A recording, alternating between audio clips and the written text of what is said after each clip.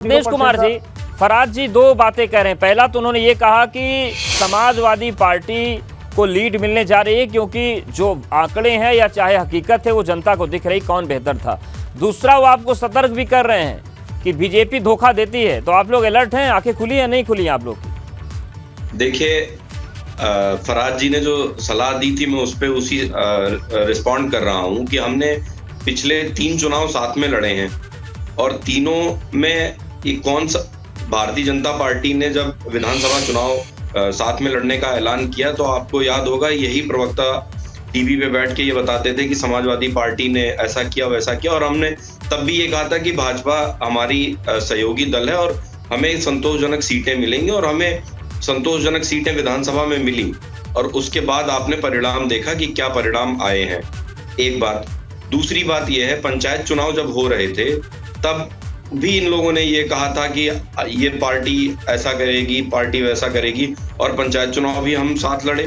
फिर लोकसभा चुनाव उसके पहले हम लोगों ने साथ लड़ा। तो लगातार 3 चुनाव हम साथ लड़ चुके हैं और तीनों में बहुत ही बेहतर परिणाम आए हैं।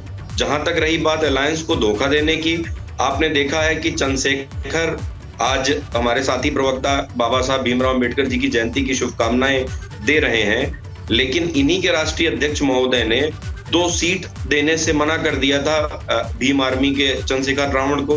कोई यूथ आ रहा था, वो लगातार साथ रहे, लगातार उन्होंने इनका सहयोग किया, लेकिन जब बात सीटों की आई तो अखिलेश जी 2 सीट देने के लिए तैयार नहीं हुए थे। तो और इनके साथ ओम प्रकाश राजभर जी गए, उनका क्या हाल हुआ आप सबको मालूम है जी। तो कहने वाली बात कुछ और है, करने वाली बात कुछ और है। कथनी और करनी में समाजवादी पार्टी के अंतर है, ये आप सबको दिखाई दे रहा है। हम भारतीय जनता पार्टी के साथ लगातार कंधे से कंधा मिलाकर खड़े हैं और हमें अब तक जो रिस्पांस लगातार मिल रहा है उसी के हिसाब से हम चलते रहेंगे। कथनी और करनी की बात दोनों ही प्रवक्ता कर रहे हैं, आप दोनों के पास आएंगे। बात हो रही गठबंधन के लिए, इन गठबंधन में कथनी और करनी की फर्क की बातें भी आ रही हैं। फराज जी, रत्नेश कुमार जी भी सवाल उठा रहे थे आप पर और आपकी पार्टी पर कि आप लोग पिछड़ों और दलितों की बात करते हैं, लेकिन अगर चंद्रशेखर मदद मांगे, 2 सीट मांग ले तो आप सीट नहीं देते। आज महू में आपके राष्ट्रीय अध्यक्ष हैं, लेकिन जिलों के नाम बदलने की जब बात आती है तो ये सामने आता है कि आपने जिन जिलों के नाम बदले थे वो सारे पिछड़ों के नेता थे, जिनके नाम पर जिले थे आपने उन जिलों के नाम बदल दिए थे। तो वो भी कथनी करनी फर्क उठा रहे हैं। देखिए रत्नेश जी के मैं पहले 2 सवालों का जवाब दूंगा। एक तो मैं रत्नेश जी आपकी पार्टी से और आपसे और आपके जो मूवमेंट है उससे हमदर्दी रखता हूं, तभी मैं आपको मैंने ये सजेशन दिया कि भारतीय जनता पार्टी का ये लंबा इतिहास रहा है। अभी आप बोल रहे थे कि आप 2-3 इलेक्शन साथ में मिलकर के लड़े, बिल्कुल लड़े होंगे, लेकिन भारतीय जनता पार्टी का अगर आप एनालिसिस करिए कि वो किसी गठबंधन के साथ कितने साल लेकिन फराज जी, इनके पार्टी के नेता ये भी कहते हैं कि आप ही लोगों ने गोली चलवाई थी उनकी पार्टी पर जब वो आंदोलन कर रहे थे निषाद भाइयों के लिए। मुझे कंप्लीट करने दीजिए पहले।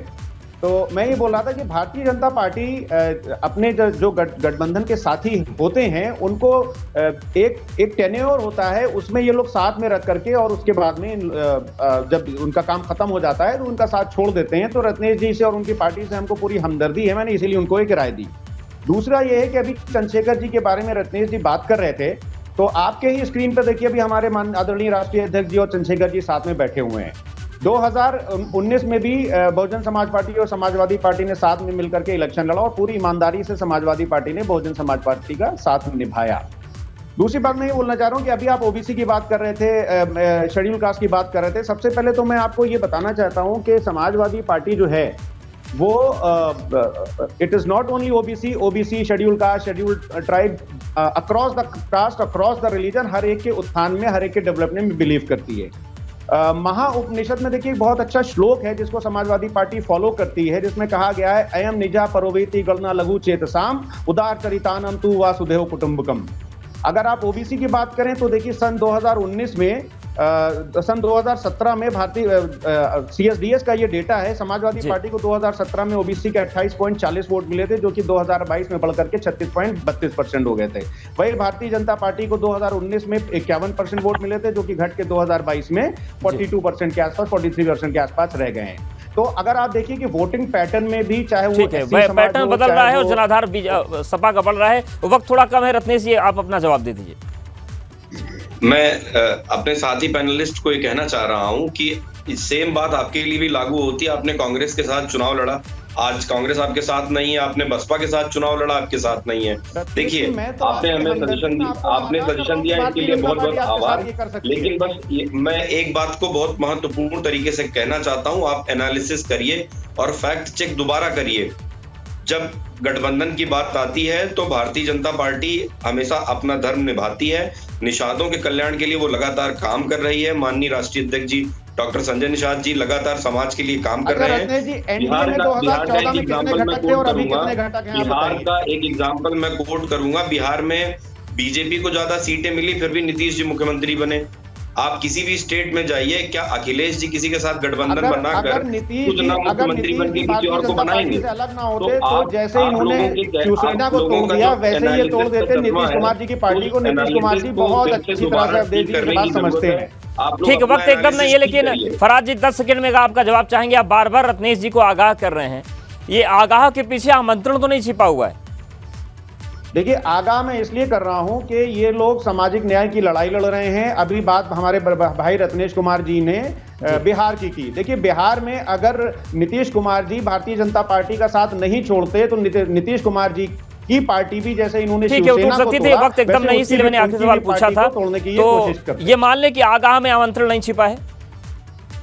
अब ये तो रत्नेश जी के ऊपर है कि इसको ये कैसे लेते हैं। ठीक है, लेकिन इनको मैं फिर से वो रत्नेश जी पर, रत्नेश जी की पार्टी पर आप दोनों का बहुत धन्यवाद हमारे साथ जुड़ने के लिए। तो गठबंधन पर चर्चाएं हो रही हैं और तमाम ऐसी बातें सामने आ रही हैं कि टिकट को लेकर सिर फटक वाली स्थिति है। लेकिन देखने वाली बात होगी कि निकाय चुनाव में जब सभी मैदान में उतरेंगे तो स्थिति क्या बनती है।